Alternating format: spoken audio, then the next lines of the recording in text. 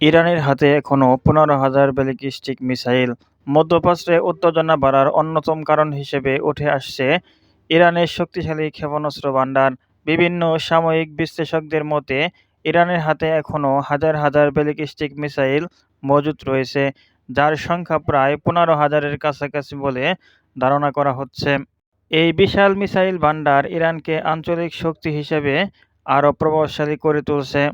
বিশেষ করে স্বল্প ও মাঝারি পাল্লার ব্যালিস্টিক মিসাইলগুলো দিয়ে ইরান সহজেই পার্শ্ববর্তী দেশগুলোর গুরুত্বপূর্ণ সামরিক ও অবকাঠামো লক্ষ্যবস্তু করতে সক্ষম।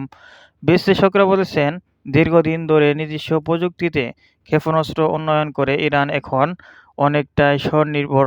আন্তর্জাতিক নিষেধাজ্ঞা থাকা সত্ত্বেও তারা তাদের প্রতিরক্ষা সক্ষমতা বাড়িয়ে চলছে।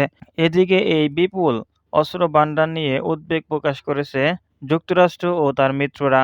তাদের মতে, ইরানের এমন সামরিক শক্তি পুরো মধ্যপ্রাচ্যে স্থিতিশীলতার জন্য বড় হুমকি হতে পারে।